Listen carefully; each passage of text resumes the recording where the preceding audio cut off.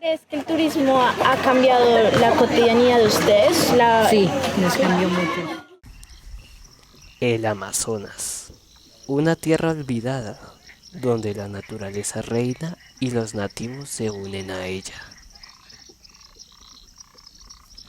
El nombre Amazonas hace alusión a las guerreras amazónicas de la mitología griega, un pueblo cuya característica esencial era que estaba conformado por mujeres luchadoras. La selva del Amazonas pertenece a 9 países, de los cuales Brasil y Perú poseen la mayor extensión de territorio, seguidos por Bolivia, Colombia, Venezuela, Ecuador, Guyana, Guyana Francesa y Surinam. Debido a la amplitud de esta región, se han generado disputas por delimitación territorial entre naciones. Además, la región biogeográfica del Amazonas, la cual pertenece al conjunto de selvas ecuatoriales húmedas, es uno de los más diversos del mundo, ya que cuenta con una gran cantidad de especies de animales y de plantas, tanto así que aunque su superficie solo ocupe un 7% del planeta, forma parte de más de la mitad del patrimonio biológico de la Tierra, además de proveer el 15% del agua dulce al mar. Las aguas del río Amazonas están divididas en 3 tipos de aguas: las aguas blancas, las aguas negras y las aguas claras. Los ríos de aguas blancas nacen en los Andes y transportan gran cantidad de sedimentos. Son las más ricas en nutrientes, al igual que en recursos hidrobiológicos. Las aguas negras son pobres en electrolitos, poseen una acidez alta y cargan una baja cantidad de sedimentos.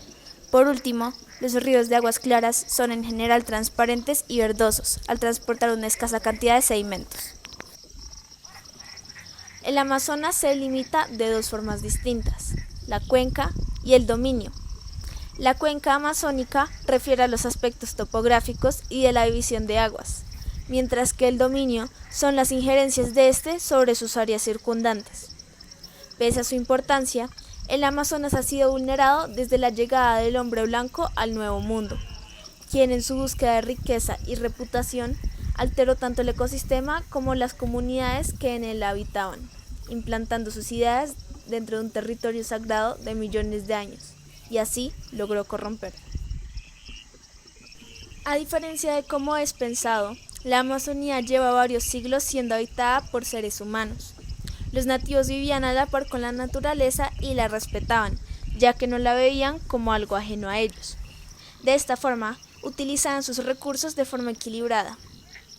Integrantes de la comunidad de Mocagua afirman que las transformaciones de este paraíso natural se dio en un principio por las acciones de cacería y agricultura de las comunidades nativas. Aún así, estas han logrado sobrevivir durante siglos sin generar daños permanentes al ecosistema.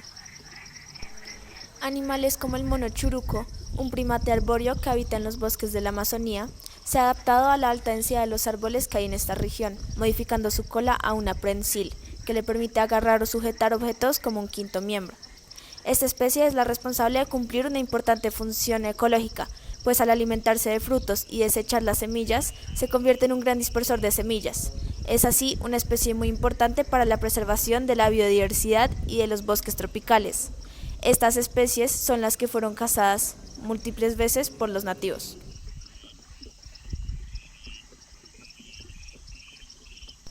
Sin embargo, esto empezó a cambiar con la llegada del hombre occidental al continente. En la búsqueda de una nueva ruta a la India por el Océano Atlántico, los países europeos se toparon por error con América. Primero llegaron los españoles por el Caribe y luego los portugueses por Brasil llegaron por vías marítimas a Cusco, Perú. Al ver la gran cantidad de recursos, como el oro, con el que contaban los nativos de la región, los exploradores decidieron adentrarse en el continente en búsqueda de estas riquezas, como lo fue el caso del Amazonas. Este fue el caso del explorador y conquistador Francisco de Orellana, quien tras su primer contacto con los nativos en el año 1541 se adentró en el río Amazonas en búsqueda de la leyenda del Dorado, una ciudad hecha completamente de oro.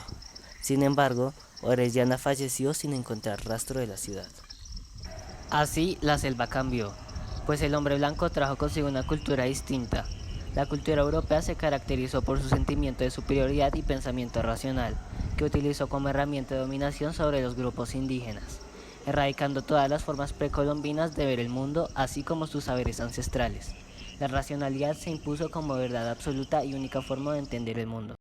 Fue complicado realmente inicialmente cuando, por ejemplo, se le dijo a un cazador que dejara de cazar, ¿sí? Para cuidar y para que más adelante pues, no tenga que buscar otras alternativas, porque anteriormente pues prácticamente sobrevivían era de la cacería, de comer carne, como se dice. Las formas de vida de estas comunidades cambiaron drásticamente.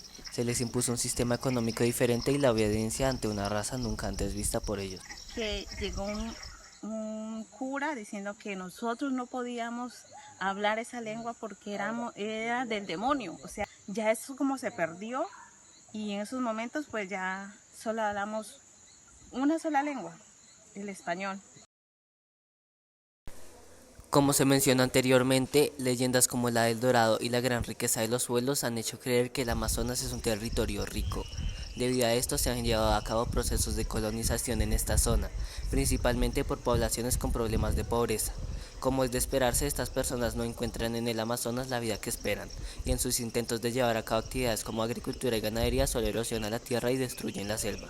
Un claro ejemplo de esto fue el fenómeno denominado boom del caucho, que se dio entre 1889 y 1930.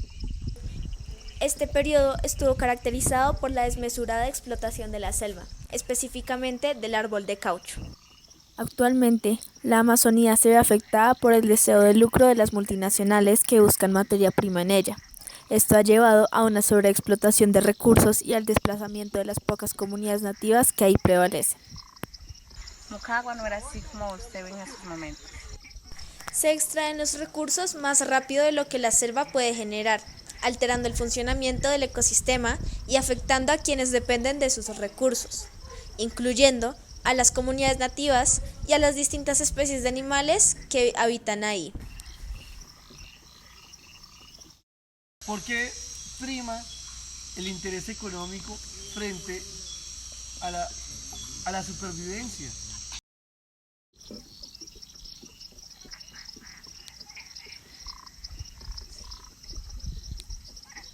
En 1955 se ocupó la región con fines agrícolas y pecuarios.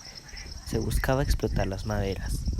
Esta etapa fue apoyada por los gobiernos locales, construyendo aeropuertos, carreteras, promoviendo la explotación de minerales y petróleo, represas para energía hidroeléctrica y la reubicación de poblaciones hacia el Amazonas.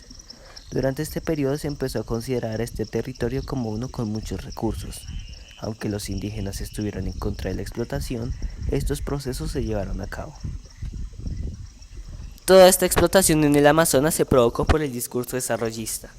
El desarrollo fue un concepto creado por los países primermundistas como una herramienta para imponer su ideología e intervenir en los países en vía de desarrollo y de esta forma poder apropiarse de los recursos de estos, interviniendo de manera negativa. Este mismo discurso fue el que causó que se creara el mito basado en denominar al indígena como una comunidad no desarrollada, ya que este ha sido un obstáculo para la extracción de productos en su territorio. Los nativos, al preservar el lugar en donde han habitado históricamente, prohíben el ingreso de multinacionales y el mismo gobierno, con el objetivo de preservar su cultura. Sin embargo, los esfuerzos para cambiar todos estos mitos han dado sus frutos. Desde 1992 se empezó a cambiar el discurso de desarrollo. Empezamos a hablar del Tratado de Río, del calentamiento global, de que debemos la Pachamama, cuidar, volver hacia las comunidades nativas, dejarlos de ser los salvajes, incivilizados, como que había que ayudar, que había que enseñar. Y a partir de 1992 empieza a cambiar el discurso, que es lo contrario, que debemos analizar cómo viven, cómo pueden ellos compartir con el entorno y aplicarlo a Occidente. En el transcurso del tiempo se empezó a implementar el turismo con el fin de lucro económico por parte de las multinacionales y grandes empresas. El turismo empezó a ser desmedido, dañando la selva. Sin embargo, este fue cambiando hasta llegar a un turismo contemporáneo denominado ecoturismo, que pretende tener una mayor preocupación en la conservación de la naturaleza. Pero en esa época de pronto no sabían los antepasados que era el tema de conservación, ¿sí? Y pues venían y recibían turistas y hacían lo que prácticamente ellos querían. La cacería era mucho, se podría decir. Totalmente bien era la cacería, agricultura y la pesca. Ahora pues ya como el turismo, el ecoturismo es la nueva opción, aparte pues prácticamente se cambió, fue por la cacería, el turismo por cacería. ¿Sí? Y de pronto nosotros ya somos conscientes de que hay que cuidar y que hay que proteger el medio ambiente, nuestros recursos acá, pues bueno, que muchos visitantes llegan.